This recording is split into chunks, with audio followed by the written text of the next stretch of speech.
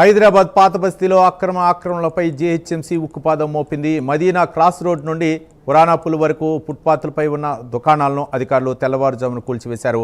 ఎటువంటి ముందస్తు నోటీసులో లేకుండానే జేసీబీలతో కూల్చివేతలు చేపట్టడం గమనార్హం. మదీనా క్రాస్ రోడ్ పరిసర ప్రాంతాల్లో ప్రధాన రహదారిని ఫుట్పాత్లను చిన్న దుకాణదారులు, షాపుల యజమానులు ఆక్రమించుకోగా పాదచారులకు తీవ్ర ఇబ్బందులు ఎదురవుతున్నాయి. రోడ్లపై ట్రాఫిక్ సమస్యలు కూడా పెరుగుతున్నాయి. ఈ నేపథ్యంలో జీహెచ్ఎంసీ అధికారులు రంగంలోకి దిగారు. అయితే తమకు ఎలాంటి ముందస్తు సమాచారం ఇవ్వకుండానే కూల్చివేతలు చేపట్టారని చిరు వ్యాపారస్తులు ఆవేదన వ్యక్తం చేస్తున్నారు.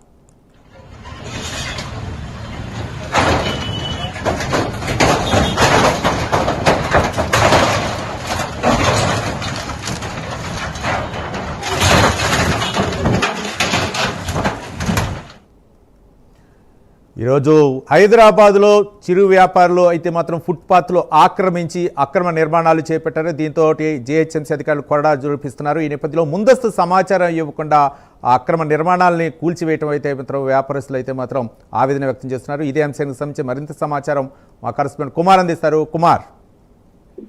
Thank you Ravi.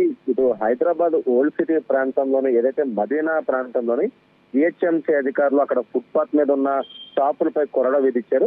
ముఖ్యంగా ఇటు మదీనా నుంచి కూడా పురాణాపూల్ వరకు కూడా ఇటు ఏదైతే చిరు వ్యాపారులు ఇక్కడ ఫుట్పాత్ ఆక్రమించి అక్రమంగా షెడ్లు వేసి అక్కడ వ్యాపారాలు అయితే చేస్తున్నారు. గత కొంతకాలం నుంచి కూడా ఇదే తరహాలో ఇటు మదీనా ప్రాంతంలో అంటే ఇటు ముఖ్యంగా మదీనా నుంచి ఇటు పురాణాపూల్ అలాగే ఇటు పక్కన చార్మినార్ వైపు కూడా ఎక్కువగా ఏదైతే ఫుట్పాత్లపై షాపులు ఏర్పాట్లు చేసుకుని వాళ్ళు వ్యాపారాలు అయితే చేసుకున్నారు. ముఖ్యంగా మధ్యాహ్నం 12 గంటల నుంచి అక్కడ వ్యాపారం అయితే మొదలవుతుంది. అయితే ప్రతిసారి కూడా అక్కడ ఎక్కువగా ట్రాఫిక్ జామ్ అవ్వడం, అలాగే అక్కడ ముఖ్యంగా హైకోర్టు లాంటి పెద్ద ప్రదేశాలు ఉన్నాయి. ఈ నేపథ్యంలో అక్కడ ఎక్కువగా ట్రాఫిక్ జామ్ అవడంతో కూడా ఇటు జిహెచ్ఎంసీ అధికారులు ప్రస్తుతం ఈ రోజు కొరడా విధించారు. ఈ రోజు ఉదయం నుంచి కూడా అక్కడ ఫుట్పాత్ పై ఉన్న షాపులన్నీ కూడా జిహెచ్ఎంసీ అధికారులు ఇటు జేసీబీ సాయంతో పూర్తిగా తొలగిస్తున్నారు.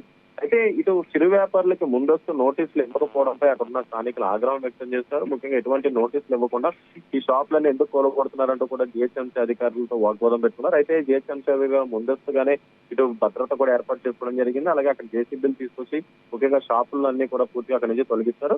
అయితే ఇటు మదీనా ప్రాంతంలోని ముఖ్యంగా ఎక్కువగా ట్రాఫిక్ సమస్య మాత్రం చాలా విపరీతంగా ఉండదు. అక్కడ ఉన్న ఇళ్లను కూడా చాలా ఇరుకుగా ఉండడం, అలాగే ఇటు పక్క రోడ్లు ఫుట్పాత్లపై అన్ని ఆక్రమించి అక్కడ షాపులు ఏర్పాటు చేసి విచ్చలవిడిగా ఇటు వ్యాపారాలు అయితే చేస్తూ ఉంటారు.